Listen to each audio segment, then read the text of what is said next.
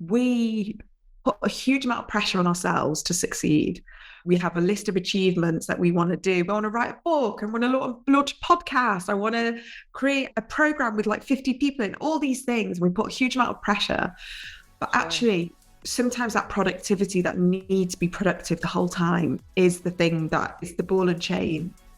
So sometimes it's okay to rest. Welcome to Successful with ADHD. I'm Brooke Schnittman, and if you have ADHD and are feeling overwhelmed, chaotic, and negative self-beliefs, you're in the right place. The Successful with ADHD podcast shares my guests' journeys of overcoming challenges, offering their tips and strategies for success to empower you to take control of your life and thrive with ADHD. Let's get started.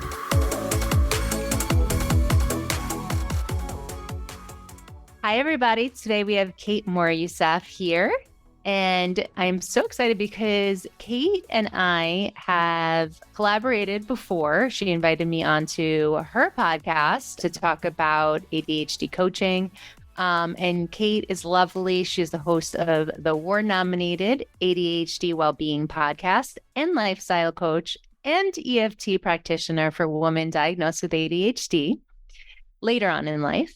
And Kate works one-on-one, hosts workshops, and runs the ADHD Women's Wellbeing Collective with over 60 women from all around the world. She helps empower, support, guide women to thrive. Now they know what has been holding them back their whole lives. And Kate's passion is helping women see what's already within them and encouraging them to finally step into their desires along with their ADHD. And Kate lives in Manchester, United Kingdom, with her husband, four kids, not four dogs, and a kid, 4 kids and a dog. And hopefully I'll make it over the UK soon. I was supposed to be there a few years ago, but you guys are lovely and would love to see it. Anyway, welcome. Thank you. Thank you, Brooke. So Kate, you have ADHD, correct? So why don't you share with our listeners a little bit about your journey when you got diagnosed, what life was like for you growing up? I was diagnosed nearly 3 years ago at the age of 40. And that was because I was going through the diagnostic process with one of my children, as we typically hear. But ADHD for me has always been around because I've had 2 brothers grow up with it and have known that they've had it since they were kids. So it was like really early on in sort of the ADHD kind of awareness space. And it was very sort of typically packaged as like naughty kid, parents can't control the kids, sort your kids out. My brothers went to lots of different schools and there just wasn't the support, the knowledge, the acceptance. And so I grew up between 2 brothers who were very challenging to my parents, and it was not easy. So I was sort of the quiet one, head down, didn't make a fuss, very shy. However, looking back, I was struggling at school. I was struggling academically, retaining the information, understanding the information. But because I moved schools and countries quite a lot, it was all sort of like hidden. And it was just because, you've moved schools again, or you're learning a new language, or you've moved to another city. And it was kind of... People didn't really get to know you too. Yeah, exactly. The teacher didn't know me. I didn't know myself because I was always trying to fit in and mask and all of that. So yeah, it was pretty hidden deep, below. But then as I was having my kids and my career started changing and things started coming to the forefront, I was like, what is going on here? Like, why can't I stick at things? Why have I got all these ideas and then I try and implement them and they don't work? And I kept coming up against hurdles, roadblocks, and I was getting more and more, I wouldn't say depressed about it, but it was really weighing on me heavily as I was bringing my kids up, and I had all this ambition, all these desires, all these dreams, all these hopes, and I couldn't understand why things weren't aligning, like why I couldn't get to where I wanted to get to. Right. Constantly felt like I was being held back by myself, but I didn't know what it was that was getting in your way. Exactly. Yeah. So it was really enlightening when I got that diagnosis, but also really upsetting and sad. And there was a lot of, as we all know, the process, the grieving process, oh my gosh, spirit process is really hard. So yeah, understanding your own brain and all the years of not understanding yourself and other people not understanding you. Yeah. That's interesting. So having two brothers who were diagnosed in childhood and you being that quiet, shy girl with undiagnosed ADHD, what was that like for you? I know you said you moved a lot, but emotionally. So you felt like you weren't reaching your potential, of course. But what was that like emotionally? As a sister, as a daughter, as a student? Yeah. I mean, at the time, I literally just had to get through it. It's like I had to just, my parents got divorced. It was just getting through the situation. There was resilience built. I became very capable and very independent. But internally, there was a lot of introspection. There was a lot of being inside my own head and worrying. And there was anxiety there, even though I didn't know, I didn't have the language, I didn't have the words.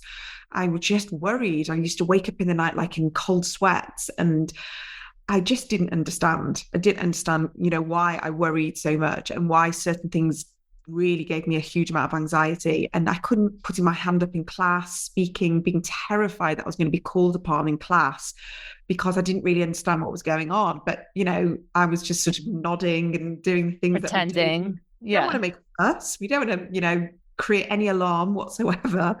But I was the typical one looking out the window, daydreaming. Sure. I was the one that was getting the report saying if Kate, maybe if Kate stopped chatting, or maybe if Kate paid more attention, or if she handed her homework in time, because I was a really good girl. Like I wasn't naughty, I wasn't disruptive. Mm-hmm. I just kept my head down. I didn't want to make a fuss. It just went completely under the radar, which, only up until recently we were understanding, that's how ADHD can present in girls. But emotionally, it was tough, I would say, really tough. And because I had the added layer of moving around and moving languages, schools, cities, countries, divorce, it was literally just get through what you need to get through. So academically, I didn't succeed in the way that I would have hoped. But then I finally went to university, and that's when I kind of was like, right, this is not right. Why is everyone taking notes in the lecture and I literally can't concentrate? Why is everyone handing their work in on time and being able to just sit down and actually do their work? Like, why can't I do that? Yeah. And that's when I never even considered ADHD. I really didn't. But I knew there was something different. Concentration. Yeah, for sure. Wow. So living with this invisible disability and then starting to see when you went to university that things were different. It started to add up, and then you add 20 more years to your life. And what happened at age 40 that made you realize, whoo, I too think I have this? Yeah. I mean, we were slap bang in the pandemic. It was November 2020. And it was my daughter that we'd been thinking for a while. There was about 2 years, and I've been getting her tested for dyslexia, dyspraxia. Again, ADHD never came up. And I asked the teachers, oh, she's so good in class. You don't need to worry. She's such a good girl. It was not reflecting on her marks. It wasn't reflecting on the way she could do her homework. And then obviously we were all homeschooling, and I was sitting with her. It was sort of me and her while my older two were sort of on video calls, and my younger one was too little and she was just playing in the garden. And she was getting so frustrated and overwhelmed. And it was really coming to a head, and she couldn't sit on a chair properly, and she was rolling around. And then, there was a comprehension, and she'd look at this text and it was just like overwhelmed. But it was kind of like I understood intrinsically. I was like, I totally get where you're coming from, all these memories and flashbacks and triggering actually. And something just came to me. I was like, I wonder if this is ADHD. And then I started doing loads of research, as we always do. And I said to my husband, who was at the time quite cynical about it all and kind of always was like, stop looking for things. And I really had to make my mark on this and say, I really think we need to go down this route. And sure. We did. And we got her tested. And thankfully, it was quite done relatively quickly. But because I had to do all her forms and really talk about her, it was like I was talking about myself. And I said, you know what, I'm going to go and do the same for myself. And we got diagnosed within 2 weeks of each other. So we Wow. went through that process together. And I remember lockdown, and obviously we couldn't see anyone. We go for dog walks. And we used to listen to this podcast called Journey with Me through ADHD, I think. Yes. Yeah. With Kate Kate Moryoussef. Melbury. Yes. Yeah. She was fantastic. And we used to listen with one AirPod in each ear and walk the dog. And that was her little outlet. And she'd say, Mummy, that's what happens to me. Or, Mummy, I really can understand what she's saying. And yes, I just want to like curl up in a ball and hide somewhere. And it was really cathartic for us both because I said to her, I understand, I get it. Yeah. So it was really pivotal that time being in lockdown, being able to sort of process it without her being at school and worrying. And then obviously she had to go back to school and she'd had the diagnosis and you had to speak to the teachers. And that was kind of like, I don't want my friends to know. So it was all these different things. And then I was working through it myself. There was so much shame and embarrassment. Yeah. And who do I tell? Do I tell people? Do I not tell people? Do I make an announcement? Do I have to kind of like come clean? Like it was almost like I felt if I didn't tell people I was holding back, but I was also coaching at the same time. And I was coaching women who were like me, but I didn't have the articulation. So I used to say, are you overwhelmed? Are you stressed? Are you burnt out? Are you frazzled? Are you juggling a million things? Like I was literally naming every ADHD trait. Right. Without a label. Yeah, exactly. So that's kind of how everything evolved in a very ADHD way. Wow. So you were dealing with like double dose. I mean, trying to help your daughter cope, and she's afraid of telling people. And then you, as a coach, trying to figure out how to process and navigate this because you really didn't have guidance yourself. Do you tell people as well? And obviously, you want to be a good advocate and a good example for your daughter. So, you know, she sees what you're doing. So you have that double-edged sword. How do you process all of this? Yeah, it was. I mean, instinctively and intuitively, I was doing a lot of things to help my ADHD. I just didn't know what it was. So I was already trained as a wellbeing and health coach. I was already a training to be an EFT practitioner. Everything that I was doing was, how can I find more calm? How can I feel more at ease? Like, how can I just feel calmer? Yes. And less overwhelmed. And so I was helping women do that, but that was through like lifestyle and well-being coaching. Yes. And so I'd be able to marry it all together. But it took me a while. That process was, did take a while. And then at the same time, what you say, I was helping my daughter, but obviously I've got 4 kids and she's not the only one now with ADHD. So that's a whole other layer of complexity.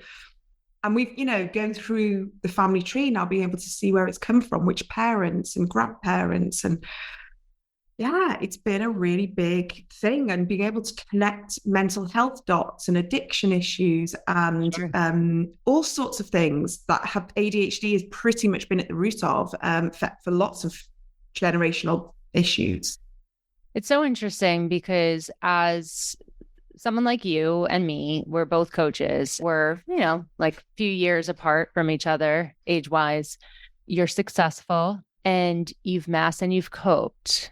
And you figured out ways emotionally and schedule wise and just ways to train your brain to increase focus. So you figured all that out before you even had that ADHD diagnosis. So really, it sounds like for you, once you received the diagnosis, it was more about just connecting the dots in the past and understanding why certain things are the way that you are. And now you can connect to your community even better. Yeah, it definitely gave me more purpose. It gave me more of a drive to show up. It gave me a hook, I guess, to be able to be like, right, okay. But it also allowed me to step into my voice a little bit more, and it allowed me to be more authentic. And it was very scary and exposing.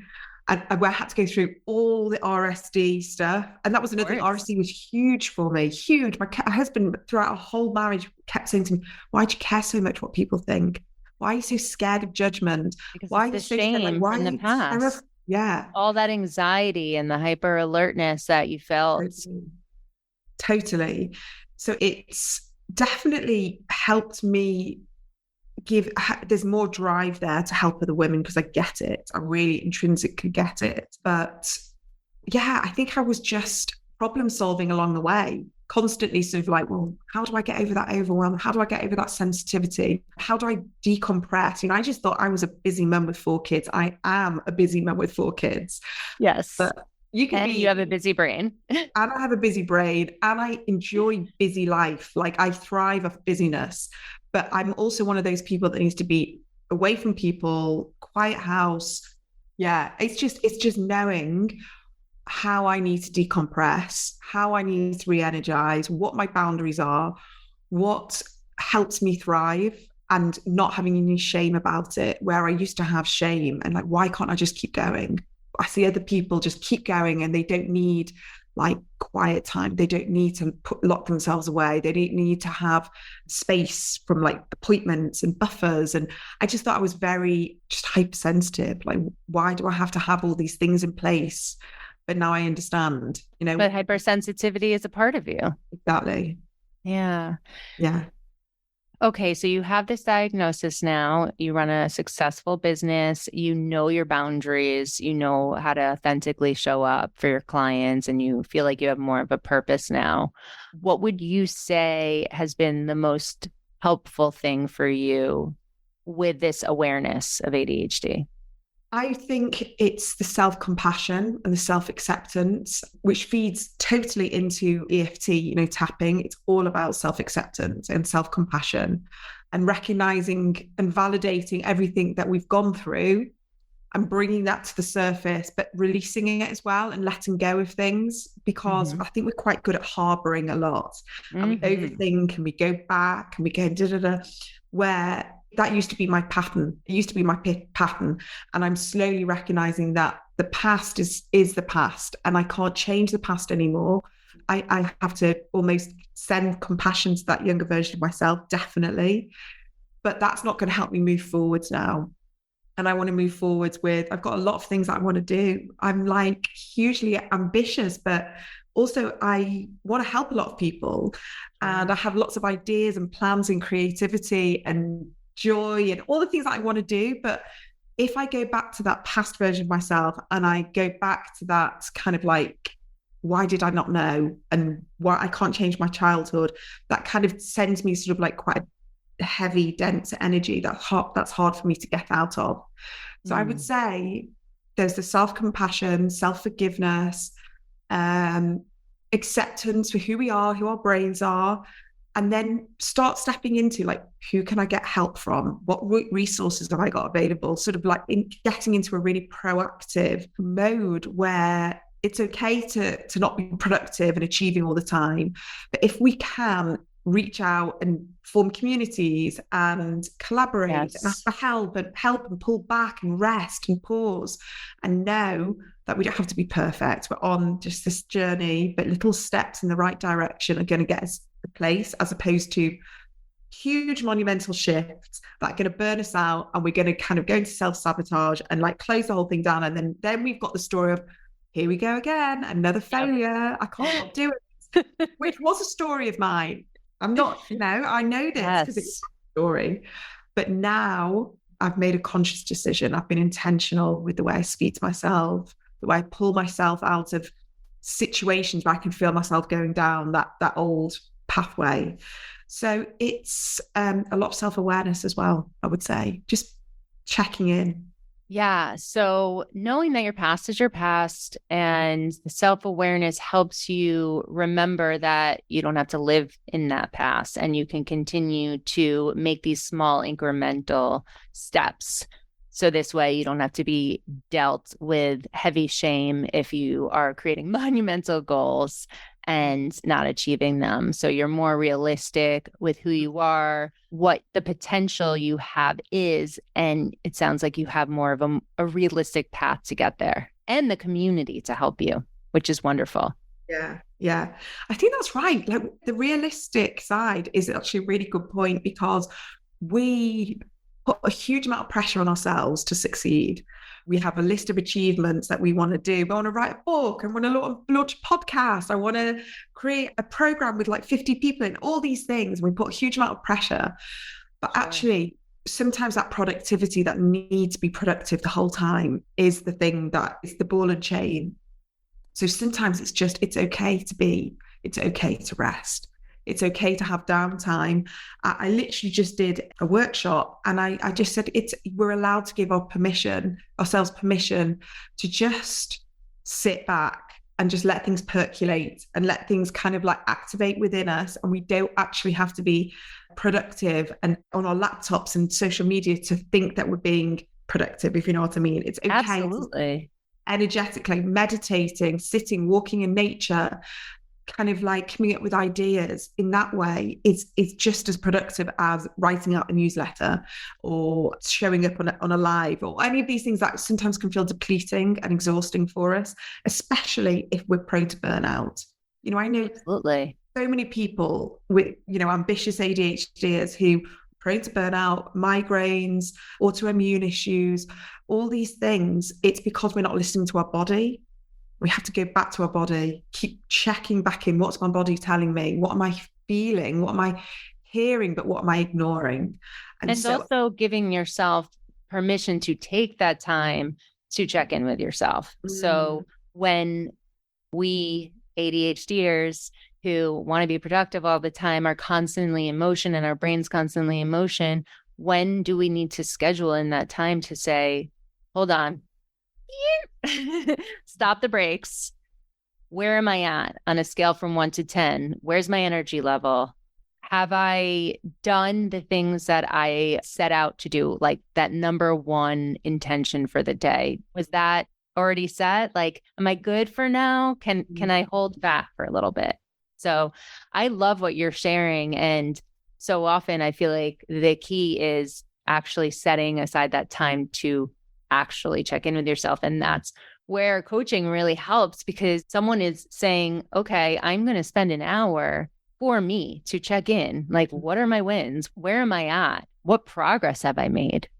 All those things. Yeah. I mean, what you said then about the coaching, why I think it's so powerful for ADHD is because we're so in our heads and we ruminate and we go over, and then we sort of change perspectives and all things like that. And when we can externalize what's going on, actually we can hover a little bit and we can look over the situation and go, actually, is that true? Where have I got the evidence for that?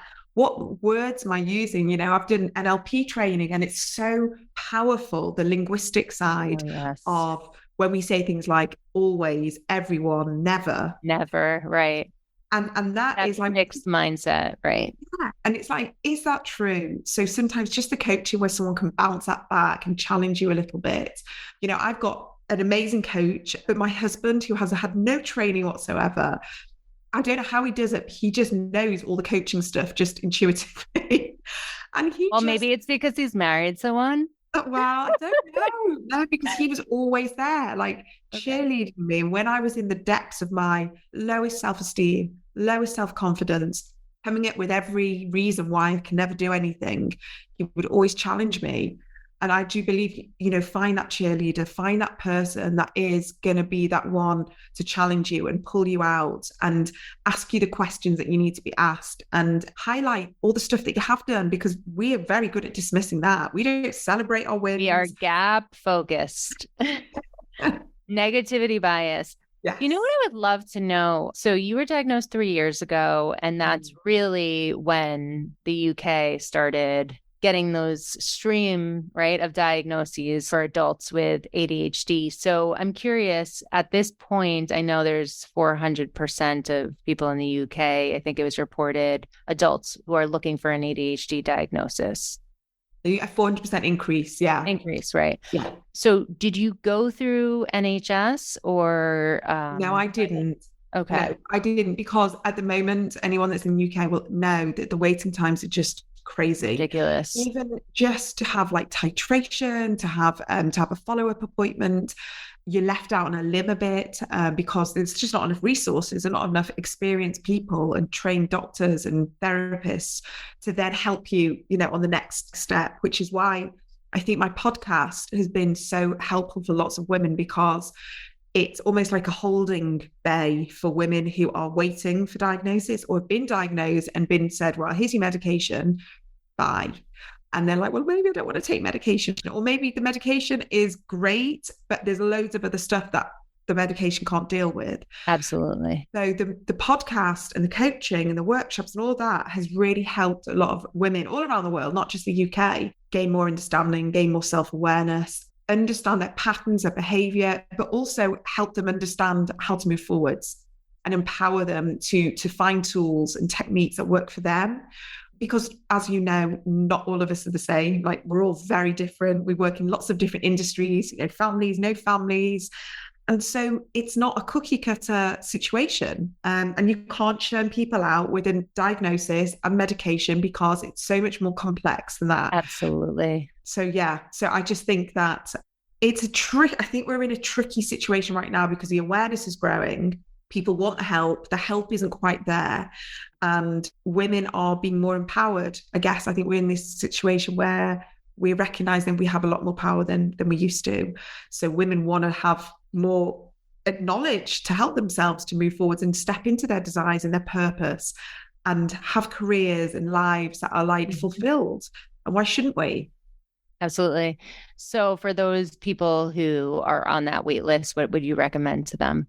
I would say educate yourself, empower yourself with knowledge. Your Instagram account is incredible. I share all your posts always.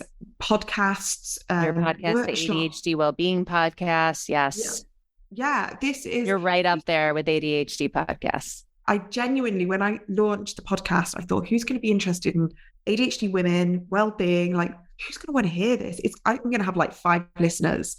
And when we launched, imposter syndrome, experience, imposter syndrome.